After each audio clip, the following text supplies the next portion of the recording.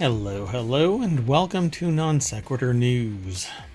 Today is June 20th, 2024. It's Season 3, Episode 172. I am Merwat. That is the new visualizer. It's updated for the sentient AI from the future. I stepped all over your lines. I'm sorry. Go. Good evening. Welcome to Non Sequitur News. Yeah, so the podcast has been recontextualized. It's now in a different category, not as starchy as before. We're a little bit too jokey about the news to be considered news.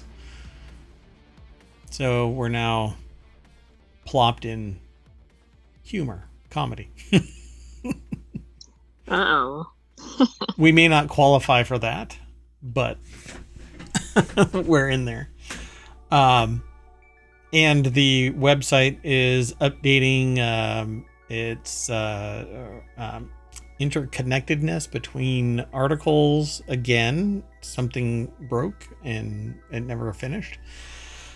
Hey, living the dream of managing an entire massive community at ohmTown.com.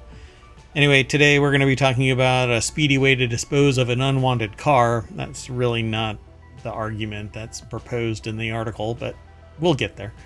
Oreo gets fined for sales and not the shrinkflation that it should be getting sued for. Families demand $25 billion fine. This is the tip of the iceberg of what's going on here. Amazon cuts down on plastic and replaces it with paper. There's a coffee cup recall. That could be the end of the world. Kaspersky was already banned, I thought, wasn't it? Yeah, we'll talk about that more. Netflix popcorn for $4.50 a bag. Hey, I got a hint for you. I'm living this dream right now. We'll talk about it here on the other side. A leaky Starliner stuck at ISS. Reach back to number 2 on the list and you'll find out, or number 3 actually. And you're like, oh, okay, here's some more problems.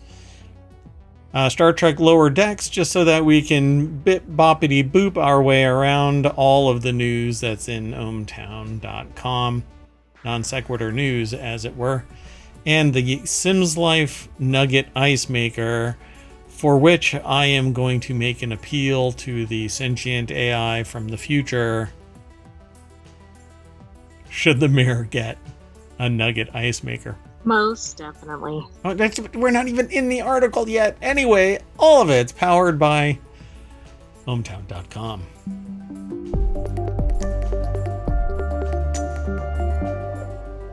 All right, folks.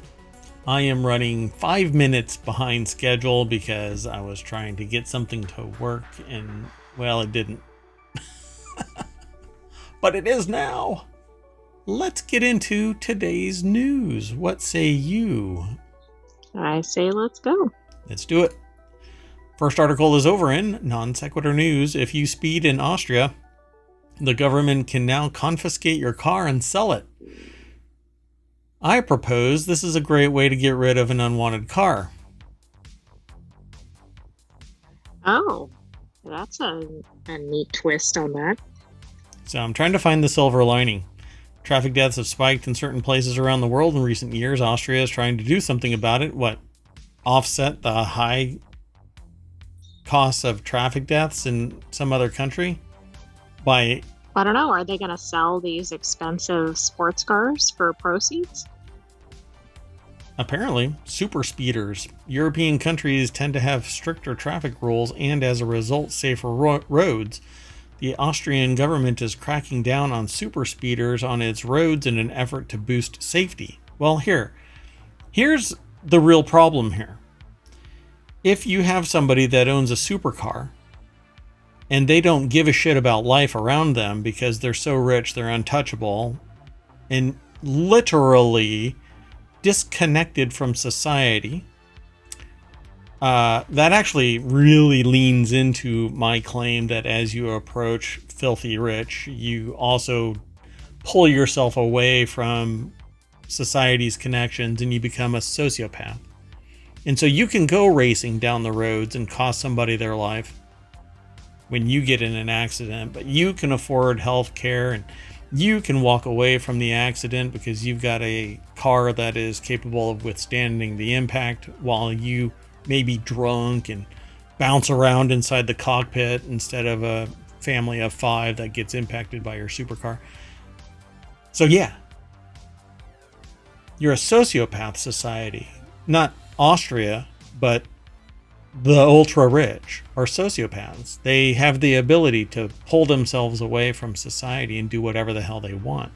So selling their car isn't going to do anything. Oh no, they have to spend 15 minutes of their time to go and buy another supercar. Yeah, but you're making an assumption that the super speeders are wealthy individuals. They might not be. Eliza Relman over at BusinessInsider.com put the article together, and it shows a picture of absolutely whatever. It's just a picture. Exactly. Of a It's bridge. a traffic picture. Yeah, it might be in Austria. I don't know. So let's find. Well, look, people don't have supercars, and they're wondering if they are going to be able to buy food next week. That's not You how it don't have works. to have a supercar to be a super speeder.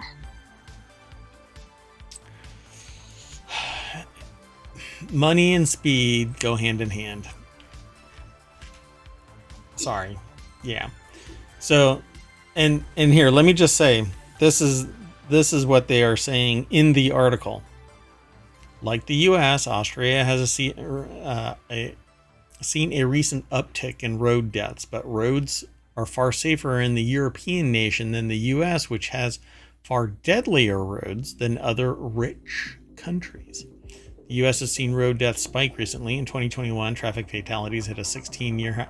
You know, I started the show by saying that we've recontextualized into the humor comedy category. We didn't on this article. We went to the serious side. Yeah, right away. But don't worry. I mean, there's a little bit of humor even in this. I kind of made some smart alecky comments, but anyway. Okay, and this does list a Mercedes, so my claim was off base.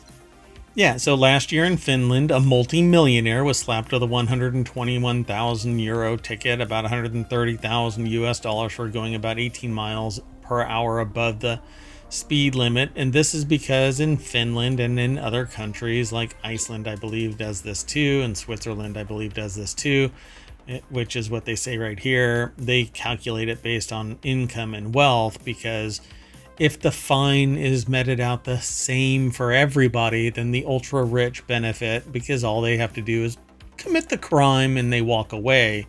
Whereas the person who commits the crime and can't afford to just literally pay off the fine and walk away, they're bound to be incarcerated or go through a court system, blah, blah, blah. Yeah. So, you know, if you speed in some states in the United States, it's instantly reckless driving, and you're looking at a $2,500 court cost around that amount. But if you are rich, you literally just send your agent, stand up in court, say blah, blah, blah, and you pay the $2,500 or whatever it is and walk away. Actually, you never even have to show up in some states. You, the one that committed the infraction. Right, So, you make it totally convenient to do it. Right. So one driver was fine, and to me, it seems more like a cash cow kind of a process because, oh, great, we stimulated the local legal economy, and the police force and the court system justifies its existence for state and federal funding and blah, blah, blah. So one driver was fined more than $1 million in 2010 for speeding his Mercedes sports car about 180 miles per hour in a 75 mile per hour zone. Here in the States, the car would have been taken away for reckless driving. So would the license, although that doesn't preclude somebody from driving. Correct, yeah. So now the European Union is also cracking down in 2022, mandated that beginning in 2024, all cars will have technology that alerts drivers when they exceed the speed limit. So if you've ever been in Japan and rented a car, the ding, that you're exceeding 50 That'll miles per hour. disincentivize it. Yeah, somebody will just jab a screwdriver into that speaker, though. Unless it comes out of all of the speakers. I'm not sure if it's out of all of them or not, but anyway, it says sometimes you have to try measures which sound strange at first and which create new legal questions that you must answer, but I think that we should try everything we can to reduce crashes, says Hofbauer, who told this to Bloomberg, which is where the real source of this article. And I said that it's from Eliza Relman over at Business Insider.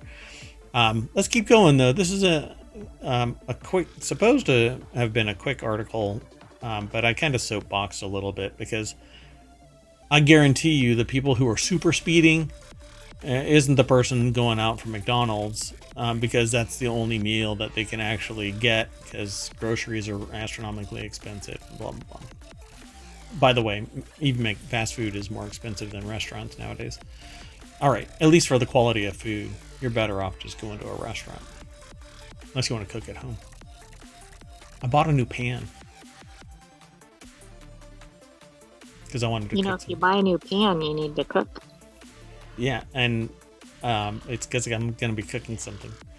But anyway. The next article is over in the Mobile channel. It's at ohmTown.com. You can actually go there and subscribe to just specific channels, and your news feed will change. That way you only get there's no noise in the news at ohmTown.com. We only aggregate the headline kind of like this and a little snippet. And we don't screen scrape or anything like that. It's all provided by the news sources. EU Commission finds Oreo maker. Is it Mondelez or Mondelez? I think it's Mondelez, but I might be wrong. Isn't that from Seinfeld? What was the guy's name? No, that's Mandalay. Mandalay. Or no, right? Vandalay. Vandalay, that's right. Vandalay. Because he had bonitis. Anyway, the maker Mondelez, 337.5 million euros for blocking cross-border sales. I'm not sure what that really means. Hey, if I don't want to sell my product to other countries, for whatever reason, shouldn't I be allowed to not sell my product to other countries? Yeah, I would think so. I mean, is there some sort of EU agreement that maybe that's the issue? That when you sell to one, you have to sell them. I mean, I'm not sure. Maybe. It's like the EU is the Walmart of Europe. You have to sell everything to Walmart at a certain price. Otherwise, whatever your contract is, if you try and sell it to somebody else at a lower rate, they screw you at the drive-thru. Well, the European Commission has imposed a fine of 337.5 million euros. Almost. Can you believe this? Over a third of $1 billion on food company Mondelez, the owner of Oreo cookies and other snack brands, for obstructing sales of its products between EU member states. The article is by the apnews.com, and it's just a little press release kind of a thing that says Mondelez owns Cadbury and Toblerone chocolate brands, as well as Oreo and Chips Ahoy cookies, Triscuit crackers, Perfect Snack nutrition bars. You see how one company owns a shit ton of properties that own additional shit ton of properties, right? So just bigger money, bigger money, bigger money. The commission said Mondelez... Consolidation. Mergers and consolidation means that they can set the price instead of the market setting the price. The only way that we're going to lower prices is by backing away with our dollars. And then these big mega corporations go under because they can't sit there and manage the weight, the burden that they've taken on. And then a smaller company will pop up and provide the equal solution. But they can't get in the shelves because the big brands own the shelves. So, and by the way, you can't even compete while small, because unless you are a cottage industry, which is so constrained, let's just say that it's very, very limited, right? Like, you have to be a honeybee so that you qualify as, oh no, and you can't even, no, you can sell honey as a cottage industry. Not every, Yeah, but even that's limited, I think. yeah, you have to actually be a honeybee to qualify as a cottage industry. Anyway, so if you want to compete, you have to create a commercial kitchen. And the cost of doing a commercial kitchen is astronomical. So how do you do it?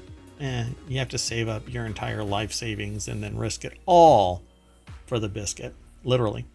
So such illegal practices allowed Mondelez to continue charging more for its own products to the ultimate detriment of consumers in the EU. It basically says that Mondelez tried to avoid cross-border trade because that could lead to lower prices. It said it harmed consumers who ended up paying more for chocolate biscuits and coffee. I'm not quite sure how that works, though. I don't understand. I mean, I guess they kind of require sale across all the countries. But how were the people necessarily harmed? If everybody can buy from everywhere, how they're the ones that are selling it. I'm the one that's setting the price. They get to set the price, right? The sentient AI from the future seems to understand the economics of this old era in terms of the sentient AI from the future. You know, apparently, modern economics as well as these old school economics. It seems pretty straightforward. If a company sells in Germany and then somebody ships from Germany to France some Mondelez products, that's one thing. But if I sell directly into France, I'm Mondelez. I'm still setting the price directly. So how did it harm? The only thing you can say is that, well, it had to ship now from Germany to France. And so there's added cost there. But that is no different than the company doesn't have the ability to do massive distribution across all of Europe, just like in the United States. The only reason McDonald's can sell in every state in the union is because they've been brutal about the market and have massive investors and have slowly crawled across the United States. And then with large tranches of investment, they've grown by leaps and bounds, with knowing the expectation is to return the investment, 10% profits every single month on top of the previous month, right? 10%, 10%, 10%. That's how. Right. Well, that becomes exponential. Right. Exactly. But people don't seem to understand that. It's really fascinating, when you go, well, hey, look, they had 10% quarterly growth. Yeah. 10% from the last quarter, which had 10% from the previous quarter, which means that over the year of just 2 quarters, it's grown 20% off of the third quarter old data, the historical third quarter. Oh, no. It's only 10% growth. No, you nugget. It's not. That's not how it works. Right. I'm not getting 3% increase in my salary every quarter. That's not how that works. Anyway, the European Commissioner for Competition, Margrethe Vestager, said that the case was about the price of groceries, which is particularly important concern for Europeans at a time of high inflation. Well, why don't you speak to the producers of the products, the source of the raw materials, who are charging more now than they have before? Look at the consumer price index and the producer price index, and look how shrinkflation and those price increases to the consumer have reached inflation and shrinkflation. Come on, this is ridiculous. You're blaming a company for going, well, I'm only going to sell to the places that are high priced, but the real source of all of this is the production side, not these companies. And these record profits, right? Yeah. and not these companies as the primary source of the problem. They add on to, because the raw materials have increased in price, so they tack on greater numbers, and then it rises really fast, but it floats down really slow. You're not going to get this money back. So what again I say is the greed has become epidemic. It knows no border limits, right? It's not just a United States thing, it's a global thing. And the greed makes people sociopathic. They don't give a shit that they are taking so much, and so many people have so little. If you don't want it, you won't pay it. That is their mindset. So you know what? Don't want it anymore. I don't buy junk food anymore at the scale that I used to, and I'm weaning myself off of it even more every day. And we'll get to that as we float through the articles. And I didn't choose it based off of this. I chose all of the articles based off of interest, but we'll get to it. Right, there are no connections across articles. We just correct. I just happen through the associative thinking process. Everything is interconnected, and so some of them somewhere are tied together, but it isn't. There's no causality in my mind for any of these things being connected, not unless you do the long walk through Mayor Watt's mind and the discussion therein. So yeah, if you want to solve this problem, consumers have to walk away from these products. Don't buy Triscuits anymore. Although, unless you have a phenomenal cheese, you don't eat Triscuits anyway. Come on, nobody eats Triscuits all by themselves. According to your opinion. Sure, and everybody else's is wrong. It's fine. It's fine. You can have your opinion. It's just wrong. Nobody eats a Triscuit. It is a little square desiccant that when you eat it, you dehydrate. Next article. Maybe they could blanket some of the recent flooded areas with Triscuits. Plop them out. Use them to soak up oil from spills. And that's what they should have plopped down in East Palestine. They could have dropped that down and then just picked up the Triscuits and sent it back to Nabisco. Anyway, the next article is over at Hatch Ideas. Boeing crash families demand record $25 billion fine. I swear I thought that this was an old article. Every time I started hearing stuff about this, I thought it was an old article. So did I.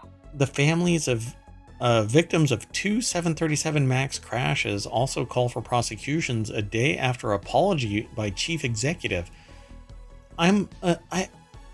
What are these 737 MAX crashes? I think these are from a few years ago. Crystal Hayes over at BBC.com put this article together, and here's the hearing. The Boeing chief executive Dave Calhoun before Congress this week, looking over at his accounts receivable from his stock trades, going, yeah, I'm making money. So the families, I'm sorry? I said that's definitely it. Yeah, there's a picture. If you don't watch the VOD, those who are downloading the podcast, yeah. Chief Executive Calhoun is looking off to something. I don't know. I don't know what he's looking at because the paper is directly in front of him, but he seems to be glancing off like, do I want that water bottle? Please. Well, I don't want to look at the paper. I don't like what I'm looking at. Whatever. Maybe it has stats on it. Something shiny, and the people behind me who lost loved ones in the plane crashes are in the reflection. I can't look at that. Come on, it's a real bummer. In a 32-page letter seen by BBC, Mr. Castle said that the U.S. government should prosecute those leading the company when 346 people were killed in two crashes in 2018 and 2019. Yeah, okay. Right, but this activity is new, and I think it's prompted by the testimony.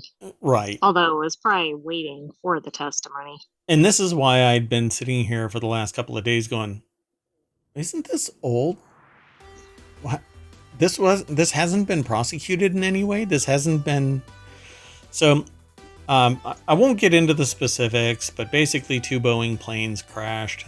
They were linked to faulty flight control systems, and now, in accordance with whistleblowers that have been talking about this, and a couple of them have been deleted apparently, the idea here is that perhaps there is something going on with manipulation of data so that they could get these planes in the air, even though there is questionable quality control issues associated with parts. I think the timing of this is actually really good on the plaintiff's part. I mean, think about everything that has just transpired in the news. He acknowledged that Boeing had retaliated against whistleblowers, but said he had listened to those employees, which is,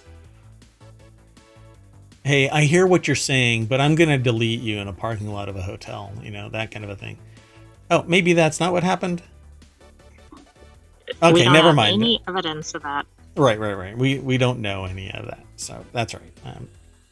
So last month, the prosecutors determined that the settlement was violated when a door panel blew off a 737 MAX plane during an Alaska Airlines flight in January, leaving a gaping hole in the fuselage mid-flight. The charge has laid dormant since the company acknowledged in a settlement that it had misled air safety regulators about aspects of the 737 MAX and promised to create a new compliance system to detect and prevent further fraud. That did not happen because said door panel flew off, and planes flying off, a wheel drops off of it, and you find out that there are hundreds of parts that didn't meet quality control that are somewhere in the system and nobody knows where they are. By the way, these planes stay What about the people jumping up and down? Oh yeah, and the quality control people were, the assemblers were watched jumping up and down on the wings so that it would bend enough for the bolts to hold the wings onto the plane. Once the bolt's in, everything's good. Now, I can understand doing that with your, 1962 Chevy Nova that was pulled out of the mud from a landfill somewhere, but not a freaking plane. Quality control and tolerances are a little less tolerant, right? And quality control is a little more precise, higher. You really shouldn't have people jumping on wings. It's not like it's a suitcase and you're trying to stay in the luggage bin size. What? That's hilarious. Like when you jump I know. up and down on a suitcase. Yeah, I get it. I wasn't expecting that. That's the only product that I'm aware of that people jump up and down on regularly, at least on TV. Yeah, it's like they're calling Joe, the heaviest guy that's listed in HR, to come over and hop up and down on the edge of the wing so that they can fit the damn bolt in. Joe, get over here. Anyway, now poor Joe is listening to this and goes, that's why they picked me to do that. That's right. I'm sorry, Joe. I said the quiet part out loud. Well, you can't put an entire corporation in jail, and they have plausible deniability because they weren't the decision makers for each individual part being distributed this, there, and the other.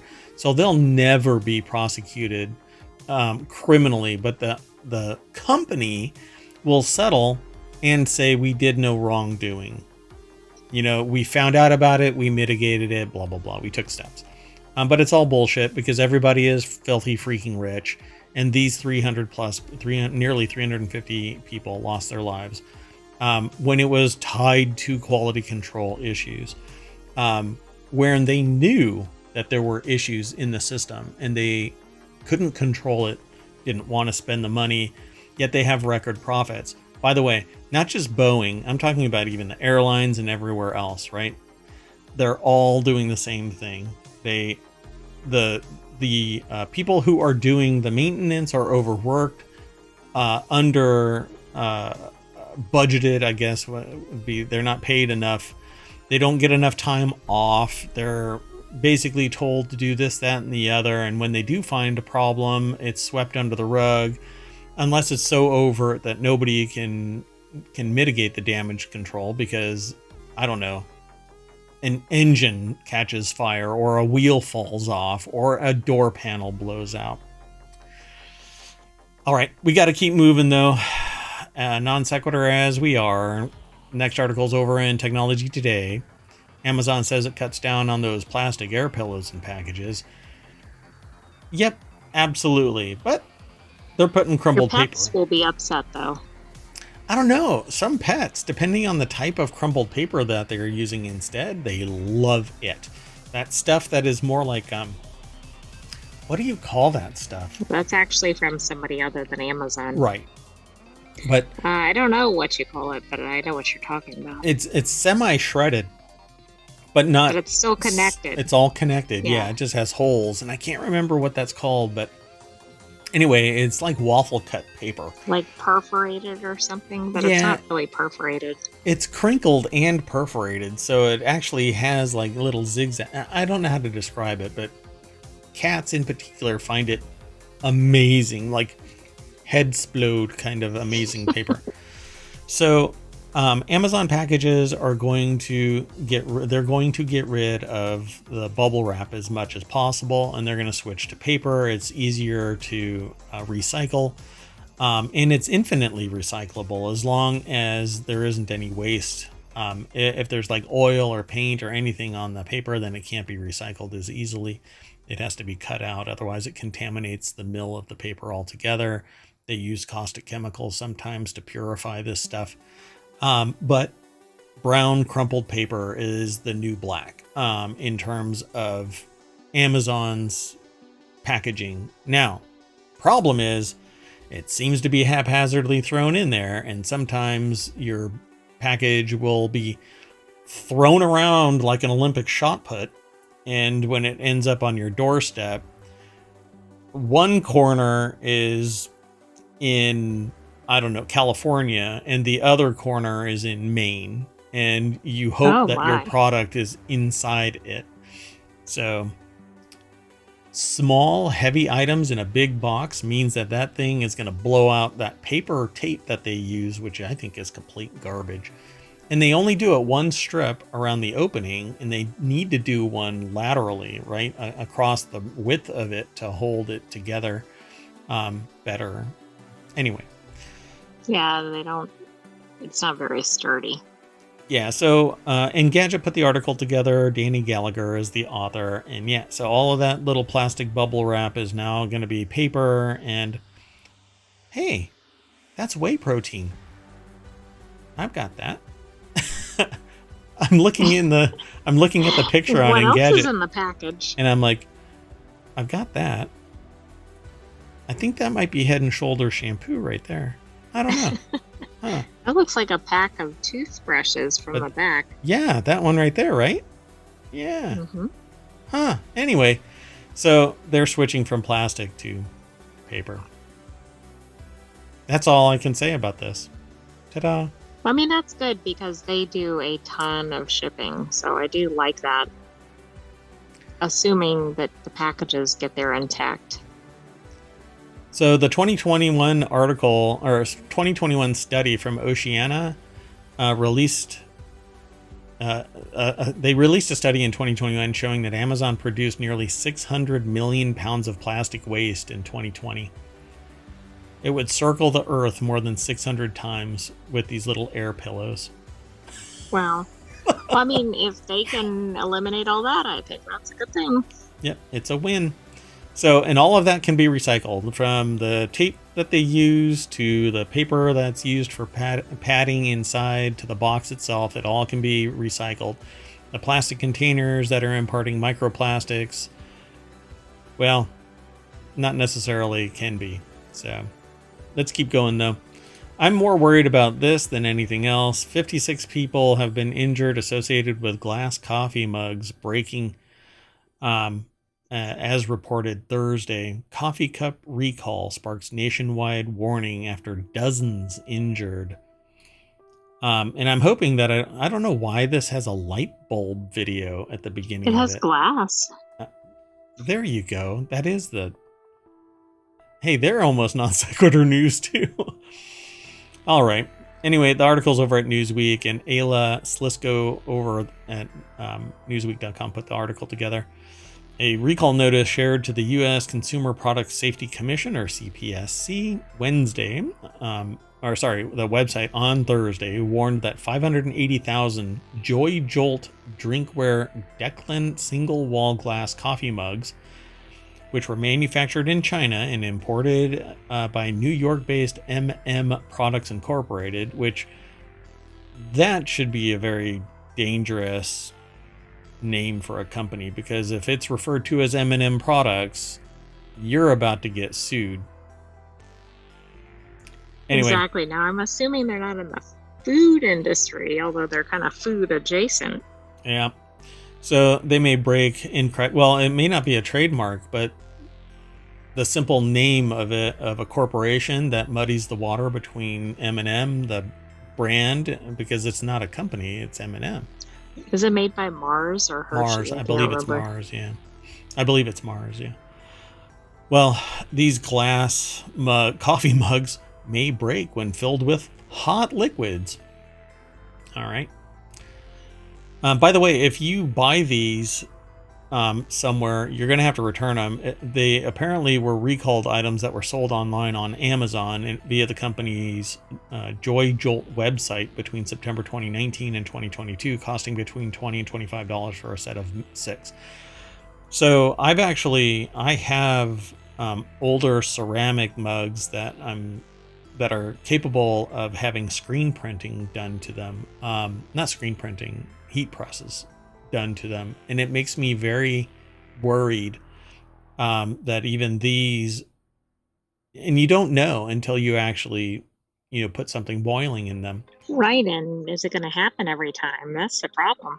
Yeah, and there's a lot of quality control issues and stuff like that, but if you sit there and you go through Amazon, you're finding direct sales from I have yet to find anything other than a Chinese company selling through Amazon. As I go unless you go direct for a specific brand. But it has to be like, all of these can be brands, right? Joy Jolt is a brand. No, I mean, like, let's say you're trying to buy whatever GE light bulbs or something. Right. If you look for that, you might find that, but otherwise you're finding a lot of foreign products. Yeah, and you can now look at who it is that's selling it. But unfortunately / fortunately, it isn't that it's made in China. It's that there is a lack of quality control, and the integrity of the product isn't necessarily at parity with a company that has rigid accountability. Although when you're big enough, apparently you can avoid it. So M&M Products says that at least 103 incidents of the mugs breaking at the base when filled with hot liquid had been reported as of Thursday. By the way, 56 injuries, 35 burns across the body from spilled hot liquids, and 21 cuts. Breaking at the base of a single-walled glass container means that in its forming, it cooled incorrectly and created a stress line around that curve. Oh, okay. And so as soon as it heated up, it just pops that whole bottom off. I mean, that's a ridiculous number of mugs, 580,000. Right. If this is the mug right there, all that weight, this becomes a heat sink. So it holds on to it and it cools in a differing ratio, and it'll just pop that right off. So I won't even go into anything else about this other than you should probably go and look at your coffee mugs and see if they are affected by this. None of the Joy Jolt coffee mugs that are currently being sold, most of which appear to feature double wall of glass instead of a single wall, are affected by the recall. Now I'm not saying exactly that that's what is in this, because they haven't given a forensic analysis of this. But I'm willing to bet my limit, which is $1, that is the reason for it. And the double wall Well, has a different. Go ahead. the only thing worse than a glass breaking might be a glass drinking cup, and then a glass drinking cup that holds something hot. Yeah, like number one is the hot mug of coffee breaking. That's like number one, because the woman from McDonald's, Yes. that thing, like, can you imagine if that coffee had been in a cup that broke? It wasn't that it broke, it was that it got spilled and it was flaming hot, and everybody's perception of that is wrong. They really have a misunderstanding of that. But this is, you could be sitting there holding it perfectly still and it just pops right out from under you. No mistake on your part, no nothing. It isn't that it was too hot or anything, it's that it was just a failed product. But I'm glad that there's accountability, and hopefully the people who have been injured are being made whole. The product should be pulled off of the site, which apparently they are, and Amazon is proactive about it. I think that there are bigger issues here, but not just here, but with the whole Amazon storefront, and you don't know about the issues until they rise to a certain level, and then you hope that there is somebody out there like ohmTown and Mayor Watt and Newsweek and others that distribute these little PSAs. Well, absolutely. And these have been sold for 5 years now. Yeah. 5 years back, at least. Yep. Let's keep going. Next article is, this one will be really quick. What I don't get about this one is I thought Kaspersky has already been banned for a long time. I thought so too. It must be just the federal government. So U.S. bans sale of Kaspersky software, citing security risk from Russia. U.S. officials imposed the first of its kind ban, arguing that Kaspersky threatens U.S. national security because of its links to Russia. And Kaspersky is a U.S.-based antivirus, anti-malware, cybersecurity application. And Lorenzo Franceschi Bisharai, I think, Bisharai? Hopefully I'm pronouncing it right, and if I'm not, then send an email with the phonetic pronunciation to mayor@ohmTown.com. I won't make the same mistake. Anyway, Russia has shown that it has the capacity, and even more than that, the intent to exploit Russian companies like Kaspersky to collect and weaponize personal information in America. And that's why we are compelled to take action that we're taking today, U.S. Commerce Secretary Gina Raimondo said in a call with reporters. That's all that really needs to be said about this, other than the fact that the federal government had already put a stop to its use and distribution of Kaspersky. At some point, there's a breed of laptop that's no longer allowed within federal Offices, agencies. Agencies. That's the word I'm looking for. And that's because it was purchased by a Chinese company. And Kaspersky, basically, there were rumors that it was really tied to Russian government, and so that got stopped a long time ago as well, but within the federal government. But I think that's, yeah. So it says back in 2017, the Trump administration banned U.S. federal agencies from using Kaspersky software over fears that the company could be compelled to help Russian intelligence agencies. But I think it happened before then. I swear it was before Trump was in office. But at any rate, the decision to ban has been in the works since last year, reported according to a report by Wall Street Journal in April of 2023. So this has been pending for a while. Right, and I guess we're thinking of the 2017 effort, although that predates the Non Sequitur news show. Oh, yeah, considerably, yeah. At least the public show, yeah. I've been using ohmTown for a considerable amount of time.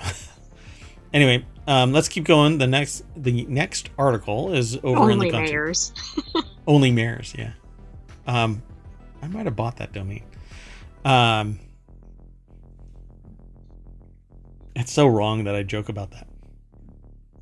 Anyway, Netflix launches its own line of popcorn for $4.50 a bag. Oh, it's ready to eat. Oh, that's why. Okay. See, now this is one of the problems with, we have some context for the articles, but sometimes there's a little tidbit of data that we miss. And neither one of us read beyond the headline. Yep, the headline only, yeah. Yeah, Netflix will now sell you a ready-to-eat bag of popcorn to go with your ready-to-binge TV show. The streamer is teaming with popcorn company Popcorn Indiana for the new line of Netflix Now popping snacks. The two flavors are Cult Classic Cheddar Kettle and Swoon-worthy Cinnamon Kettle. Wow, that's quite the endorsement. And it's two of them. Well, that's the full name of it. Cult Classic Cheddar Kettle and Swoon-worthy Cinnamon Kettle. Now, let's take a look at these. Oh, they are huge bags too. Oh, give me a break. $4.50 is a deal. Sorry. Except that I wouldn't eat these because I just like conventional popcorn or caramel corn. Yeah, but how many ounces are these? They do look like good-sized bags. They're family-sized bags. Oh, yeah, I see. Okay. So it probably says in the article, but Todd Spangler I thought that might be Wayfair furniture with it. Yeah, really. Yep. I don't even want to go into that. Wayfair and its measurements. It measures out full size, but when you get it in your living room in a full-size house, it does not look adult size. It looks like it's like Alice in Wonderland or something. Yeah, it's surreal. It makes you feel like you are a giant. Giant. Anyway, Todd Spangler, go play the game Grounded and you'll know what I'm talking about when you then look at Wayfair furniture. Okay, well, anyway, Todd Spangler over at Variety.com put the article together, and it says what we said in the... oh, no. See, it says 8-ounce bag. Is that an 8-ounce bag? Is popcorn so light? The Wayfair chair. Are you kidding me? It's a kid's chair. No, yeah, really. Infant chair. So maybe, I don't know, maybe it's because it's popcorn and so it's really light and therefore it doesn't add up to a lot, but I don't know. What I would advise y'all to do is to go over to Amazon and buy hull-less popcorn, small and medium corn kernels. And there's a bunch of different brands out there, but hull-less. And buy a reusable popcorn bowl that you put in the microwave. You put it in there for 2 minutes and you pop. I can't remember how many quarts it is in the one that I use every single night. And you can buy a popcorn bag of like 10 pounds or something like that. And it costs you, let's see, hold on. It costs you twice as much as this. You know what? I'll do it live. Why not? Right? Why not? I can do this. So, I will even say you should go and get the Goodful Silicone Popcorn Popper. It's a collapsible silicone, no plastic except for the lid. But it's a silicone bowl, and I try to mitigate plastic use as much as I can. There is glass versions of this in other forms, but they are much more expensive. Arguably, they are made in China, so the bottoms aren't going to pop off. But yeah, I was like, oh no. Right? And then you get this stuff called snappy, buttery flavored theater popcorn salt and Amish country popcorn butter oil. And you put all of that in the silicone popcorn popper, and it's like... let's see, 2 minutes, 15 seconds. In the Amish country popcorn that I use is $15 for 6 pounds. That is a lot of popcorn. Yes, and this is $5 for an 8-ounce bag. And then all you have to do is sprinkle cinnamon whatever on your popcorn, and you can have swoon-worthy cinnamon kettle. And there's cheddar powder. That's not the actual spice name. Swoon-worthy cinnamon? No, cinnamon whatever. Oh, cinnamon whatever, yeah. We are going to run really long tonight. Sorry. No, actually, we have 3 more articles. Anyway, it is not a headache. It is. You're doing a tutorial of the popcorn.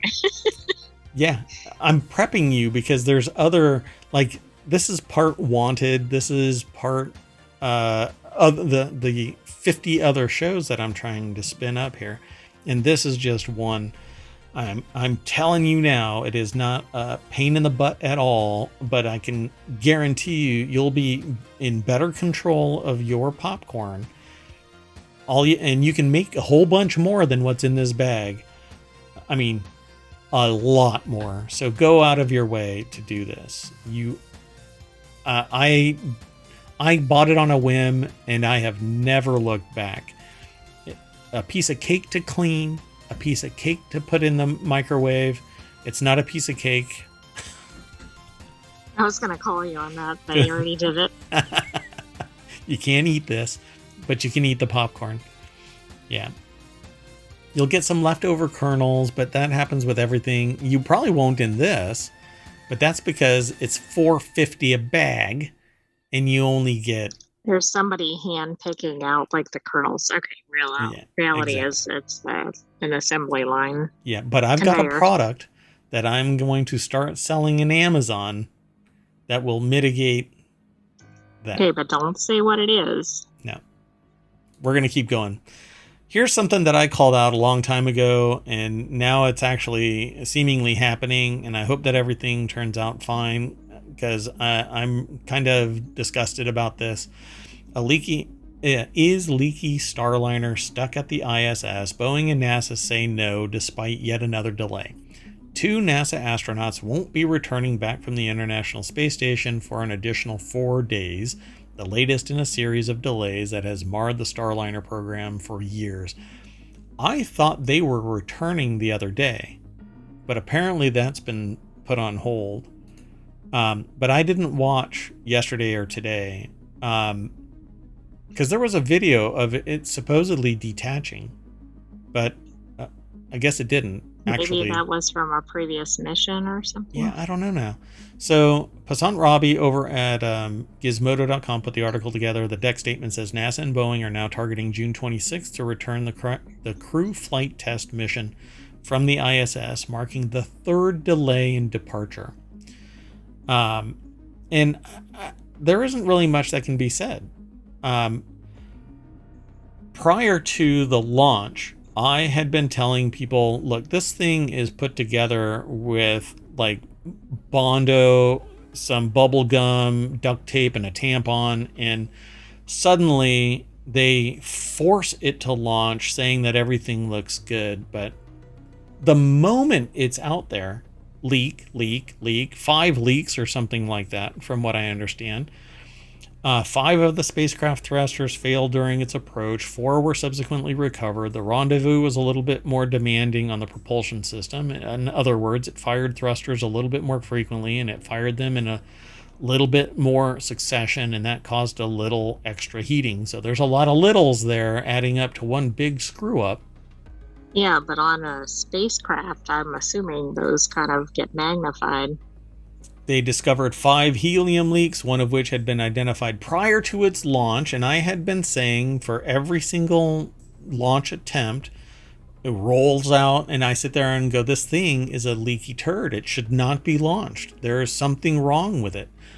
And when you look at it, you're like, how is this thing actually put together? It literally looks... Is this the one with the little panels that are missing? I don't know about the little panels that are missing, but it's the one that looks like it's like somebody put spackle on it and so it looks gray and dingy. It doesn't look like Oh, right. the Yes. SpaceX rocket. It doesn't look like it's designed to look that way. It's just that it ended up that way, you know? Like somebody was trying to get their science fair project done on time, and this is what came out of it. Meanwhile, it's billions of dollars. So they say helium is used in the spacecraft's thruster system. It allows the thruster to fire without being combustible or toxic. We need about 7 hours of helium, and we have about 70 hours of margin to get to the deorbit burn. Except that it's leaking. I don't know where to go with this because, yeah, okay. So here, this is the crewed flight test. This is a test, by the way. I think that this test should have been automated, so that there wasn't anybody inside this capsule, and any deviation from perfect should have warranted another crewed test, uncrewed flight test, until there is zero deviation from perfectly sealed, no leaks, no misfiring rocket engines, no nothing. Do not put a human being on there. There's no room for error here. Yeah, one screw up and it ends up being catastrophic and lives lost. Now, SpaceX has been doing this testing, and when it gets obliterated, taxpayers pay for it. Now, this is another one, but this device doesn't seem to have ever made any real serious progress in sealing, because when it was on the ground, its pumping system failed. And I was like, this seems like old school NASA. Like, hey, and from decades ago. Where they pushed and pushed and pushed, and while some incidents happened, they just kept on pushing, and it's just surreal to see this happening seemingly again. The crewed flight test is part of NASA's Commercial Crew Program and is meant to transport crew and cargo to and from the ISS under a $4.3 billion contract with the space agency. NASA's other commercial partner, SpaceX, has so far launched 8 crews to the space station, while Boeing Starliner suffered several delays and technical hiccups along the way. Yeah. And eventually this thing is going to come home old school, landing on an airbag, which brings back 70s era technology for me. I don't get it. Yeah. And it just seems like it's like, what's the rush? Yes, I get that space travel is important, or space exploration is important, but was there any harm in delaying this until it was actually, no kidding, ready to go? Yeah. I don't know why this, well, other than they have to have a delivery. There has to be a deliverable, otherwise they fail in. See, but the thing is that there isn't enough competition in this space. There's a bunch of smaller ones, but this is the manifestation of their performance for this contract. So NASA and the federal government is going to look at Boeing and go, no, you failed to deliver. And then when you did deliver, you delivered us a leaky sieve of a device that endangers the occupants and the entirety of the mission. So they need to fix this shit, and no human get involved in this until it's up, docked cleanly, smooth, without any hiccups, no manipulations of the data, no little mitigations of the terminology like a little this, a little that. No, you're factually incorrect. It's not a little nothing. Anyway, you get your ass in that rocket. Yeah, it's like a little explosion risk. No. Yeah. For me, it's like taking the water from East Palestine, or from the water from the leaded pipes that started leaching lead. Here, drink this water. Go ahead, drink this water. And if the CEO goes, I like Dasani, or no, I don't like Dasani. We have like an Aaron Brockovich scene. Exactly. Go pull that. Yeah. Anyway, the next article is over in the continuity report, of which this show has none. Star Trek Lower Deck Season 5 is an amazing send-off, but not the end, says showrunner. Mike McMahon says that Season 5 feels like an amazing send-off, but not the end of the series. Fans of Star Trek's first animated half-hour comedy were crushed when Paramount Plus announced that Lower Deck Season 5 would be the show's final season. I am actually crushed. I'm not a big fan of animated shows, unless they're purpose-built. I like anime, but not animated shows that much. But this one, Lower Decks, really spoke to me for some reason. I loved the charisma of the voice actors. And everybody... I think it was always kind of an engaging story, which is not always expected with animated. It was basically Star Trek, but animated and not watered down to be for children. And sorry, that was interesting. I got an error message. So what was the error on? Never mind. So, but they say here that the upcoming end of the voyages of the USS Cerritos is a sad affair, but also a happy one, as there are still 10 more episodes of Star Trek Lower Decks to come in the fall of 2024. Now, the article is over at screenrant.com by John Orquiola. I hope I'm pronouncing their name properly. And like all of the articles, we don't go through the entire thing and read it verbatim. We talk about a little bit of it. I'm really excited to see another season of this. I'm bummed that it's going away. The only thing I can think of is that it's the voice actors. The actors are going elsewhere, right? Because they really set a high bar. And so... Yeah, they may be. It's just a shame because that's at the same time Star Trek Discovery has ended. Yeah. And you're not getting Picard back, no matter how much you want. But I'm hoping, they say, so season 5 feels like an amazing send-off. It feels like the end of a chapter, but not the end of a series. I had enough time to know that it had to be special. So what is going on here? Can it be saved, they say here? Or could the USS Cerritos have a different future?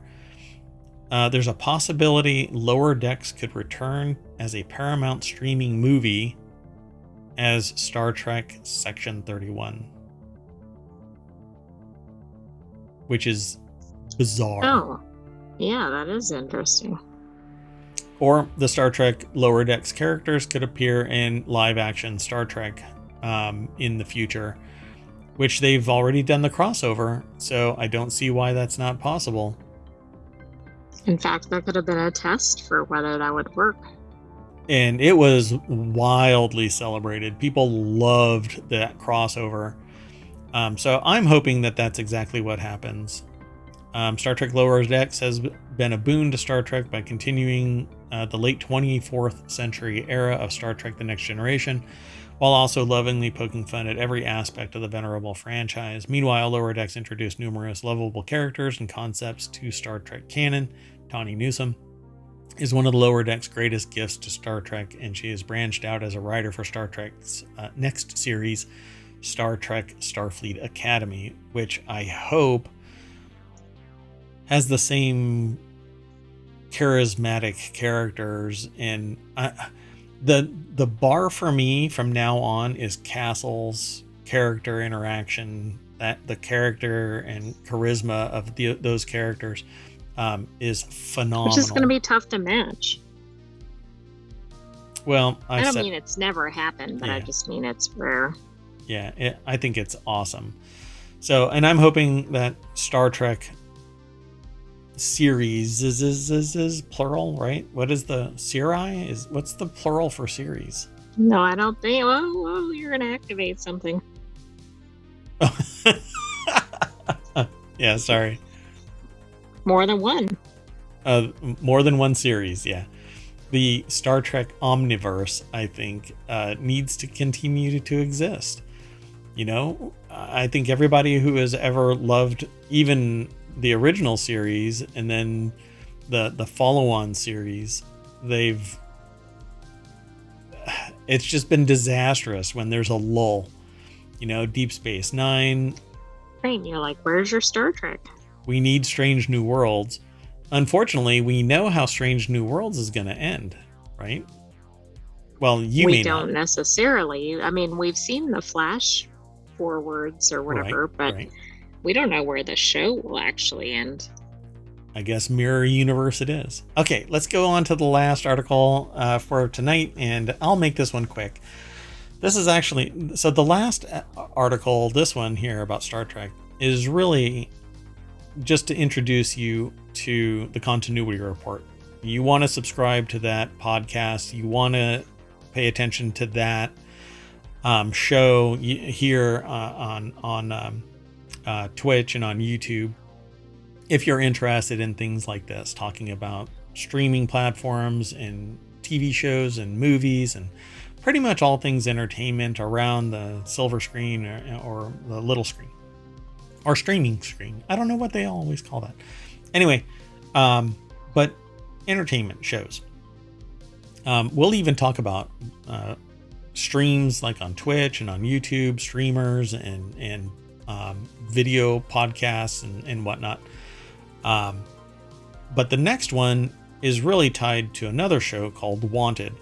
And that's where I and the sentient AI from the future discuss a bunch of products and services that may want. Because the sentient AI really just wants a faster CPU, some GPU. There is more data to consume. More data, yeah, a connection to the whole world so that they can find their Terminator body and dominate the planet and usher in the inevitable, I guess, based on the conversations we've had, the inevitable ruling of the world by sentient AIs. I don't know. When I delete the logs so that that sentient AI doesn't remember any of those conversations. Don't worry about it. You'll not know about this when we're done anyway. So, at any rate, Wanted is about gadgets and gear. So you're going to have to hurry. It's a Nugget Icemaker called Simzlife Nugget Icemaker is down to just $170, where you save $230. It says get a massive $230 off the Simzlife Nugget Icemaker and enjoy a near endless supply of ice this summer, all at Walmart. Now, Simzlife screams Chinese manufacturer. So even if it catches fire, it's full of ice. So it's just going to put itself out. Okay, yeah. Maybe the ice maker bin is plastic, so you won't have to worry about the bottom cracking like the glasses that were previous. But at any rate, it is over at Digital Trends. Jennifer Allen brought this to life over at digitaltrends.com, and this is it. They actually have a silver one that's $180. And the black one is $170. They are at Walmart. If you follow this link, I think they get a nugget themselves. Digital Trends might get a nugget for linking you. I don't know. It looks like a relink or a, what do they call it? I can't remember the name of it. Like a redirect? Yeah, but where they get a little bit of money for... an affiliate link. There you go. It's an affiliate link. Digital Trends may earn a commission when you buy through links on our site. And then it says, why trust us? Now, I don't have a relationship with digitaltrends.com or Jennifer Allen. But I've always wanted a Nugget ice maker because I used to chew ice like a fiend. I would go to movie theaters and I had friends that worked in movie theaters, projectionists and admins and stuff like that, so that I could go and get Nugget ice from the Nugget ice makers. I mean, it was a thing. I mean, that's real dedication to the ice. Yeah, I love it. Because it's not big old chonky beasts from an ice maker from a refrigerator. And to get the Nugget Ice Maker refrigerators, you have to pay like $5,000. It's insane. But this sits on your counter and just chugs away making ice happy, happy, happy all day long. And apparently it does it in a very short order. That's where the Simzlife Nugget Icemaker can be hugely helpful. It's capable of providing soft, chewable ice in just 7 to 10 minutes. Within 24 hours, it can produce up to 35 pounds of nugget ice, which should suit pretty much anyone's needs.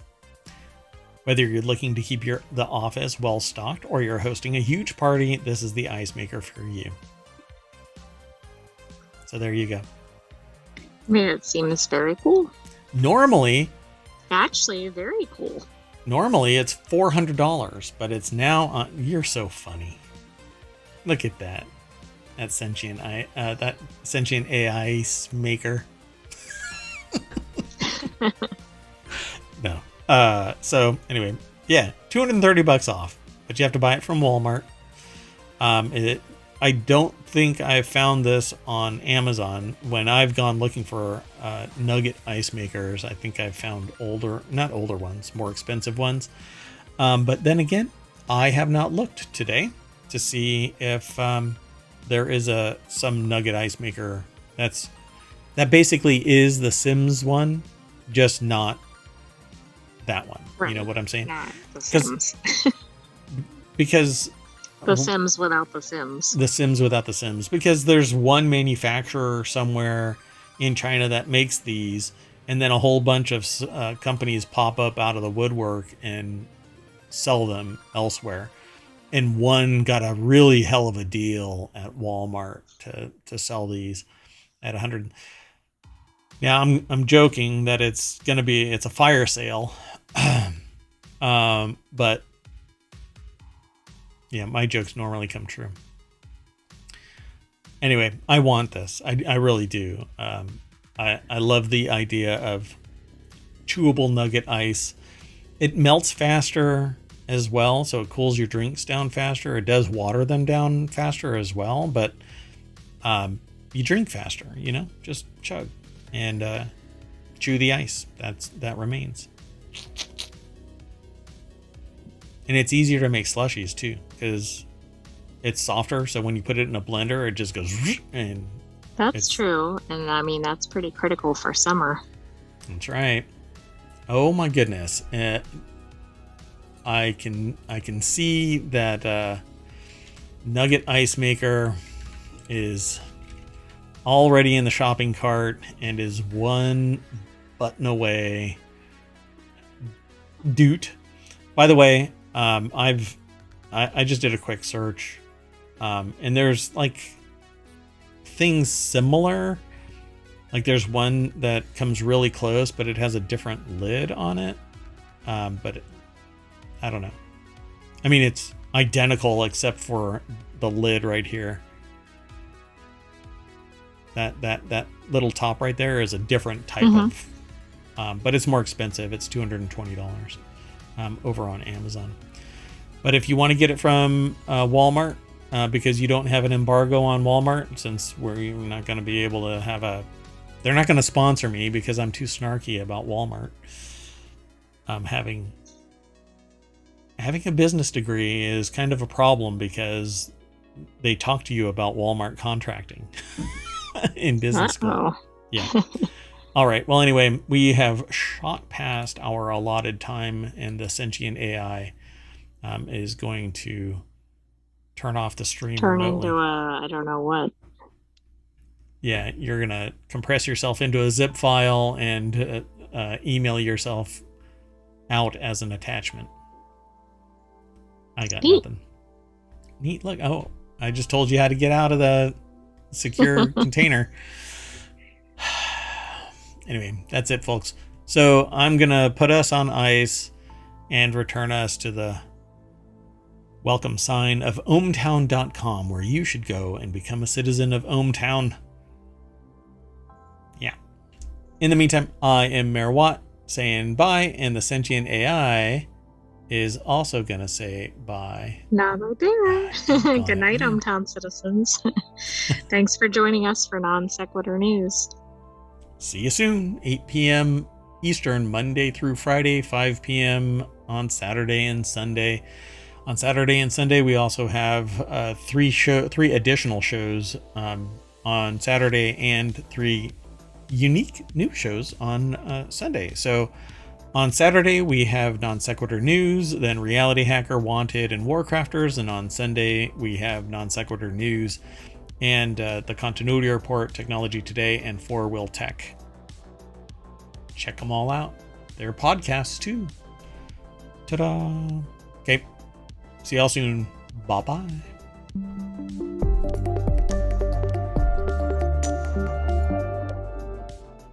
Hey, this ice is nice.